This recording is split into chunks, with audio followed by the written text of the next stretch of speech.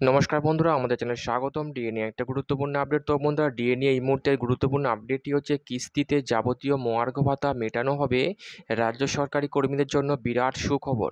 তো বন্ধুরা, ডিএ সংক্রান্ত আপডেটটি নিয়ে আমরা স্টেপ বাই স্টেপ আলোচনা করব। তো অবশ্যই আপনারা ভিডিওটি স্কিপ না করে অবশ্যই পুরো দেখবেন। তো তার আগে বলে রাখি, যে সকল বন্ধুরা আমাদের চ্যানেলে নতুন, আমাদের চ্যানেলটির পাশে সাবস্ক্রাইব করার পর পাশে যে বেল আইকন সেটিও প্রেস করবেন। লেটেস্ট ভিডিও আপডেটগুলি সবার আগে পেয়ে যাবেন। দেখে নেব আজকে ডিএ সংক্রান্ত গুরুত্বপূর্ণ আপডেটটি। কেন্দ্রীয় হারে মহার্ঘ ভাতার দাবিতে কলকাতা হাইকোর্টে মামলা করেছিলেন রাজ্য সরকারি কর্মীদের একাংশ। তাদের দাবি, কেন্দ্রীয় সরকারের কর্মীরা যত টাকা মহার্ঘ ভাতা হিসাবে পায়, রাজ্য সরকারি কর্মীদেরও সেই হারে মহার্ঘ ভাতা দিতে হবে। আর শুধু মহার্ঘ ভাতা বাড়ানোই নয়, যতদিন ধরে রাজ্য সরকারি কর্মীরা কেন্দ্রীয় হারে ডিএ বা মহার্ঘ ভাতা পাচ্ছেন না, ততদিনের বকেয়া মিটিয়ে দিতে হবে রাজ্য সরকারকে।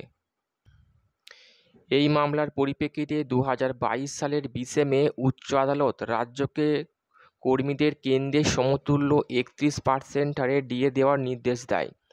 হাইকোর্টে জয়ী হয়ে রাজ্য সরকারি কর্মীদের কনফেডারেশন, ইউনিটি ফোরাম এবং সরকারি কর্মী পরিষদ। যদিও হাইকোর্টের নির্দেশ পাওয়ার পরেও কেন্দ্রীয় হারে রাজ্য সরকারি কর্মীদের মহার্ঘ ভাতা দেওয়ার পথে হাঁটেনি রাজ্য সরকার, বরং হাইকোর্টের নির্দেশকে চ্যালেঞ্জ করে সুপ্রিম কোর্টে যায় রাজ্য। 2022 সালের 3রা নভেম্বর মামলা দায়ের হয় শীর্ষ আদালতে। প্রথম শুনানি হয় 28শে নভেম্বর। রাজ্যের হয়ে সওয়াল করেন আইনজীবী অভিষেক মনু সিংভি। তার সওয়াল ছিল, হাইকোর্টের রায় মেনে ডিএ দিতে হলে প্রায় 41,770 কোটি টাকা ব্যয় হবে। এই মুহূর্তে ওই আর্থিক বোঝা রাজ্য সরকারের পক্ষে বহন করা কঠিন। একদিকে যখন সুপ্রিম কোর্টে মামলা ঝুলে রইল, তখন অন্যদিকে রাজ্যের মুখ্যমন্ত্রী মাননীয় মমতা বন্দ্যোপাধ্যায় কয়েক দফা ডিএ বৃদ্ধির কথা ঘোষণা করেন। সেইভাবেই সম্প্রতি লোকসভা ভোটের প্রচারে 1 মাসের অতিরিক্ত মহার্ঘ ভাতা দেওয়ার কথা ঘোষণা করেছিলেন মুখ্যমন্ত্রী মমতা বন্দ্যোপাধ্যায়। এবং মুখ্যমন্ত্রী মমতা বন্দ্যোপাধ্যায়ের নির্দেশ মতো ভোট মিটে যাওয়ার পর মহার্ঘ ভাতা সংক্রান্ত বিজ্ঞপ্তি জারি করেছিল নবান্ন। সেই মর্মে রাজ্য সরকারি কর্মীদের 4% হারে 1 মাসের অতিরিক্ত মহার্ঘ ভাতা বা ডিএ বা ডিয়ারনেস অ্যালাউন্স দেওয়া হয়। এদিকে সুপ্রিম কোর্টে ঝুলে রয়েছে ডিএ মামলা শুনানি হবে আবার ডিসেম্বর মাসে।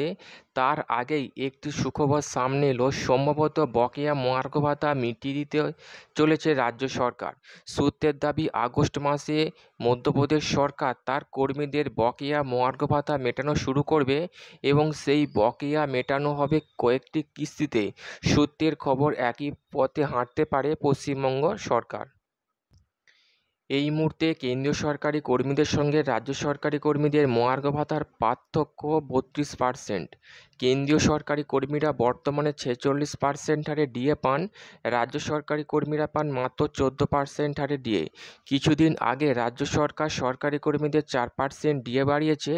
এই ডিএ বৃদ্ধির ফলে রাজ্য সরকারের 2400 কোটি টাকা খরচ হবে বলে জানানো হয়েছে নবান্নের তরফে। এতে উপকৃত হবেন রাজ্যের 14 লক্ষ সরকারি কর্মী। এখন দেখার যে 32% ডিএর যে ফারাক রয়েছে কেন্দ্রের সঙ্গে, সেটা চলতি বছরে মেটে কিনা। তো বন্ধুরা, এই ছিল ডিএ সংক্রান্ত গুরুত্বপূর্ণ আপডেট।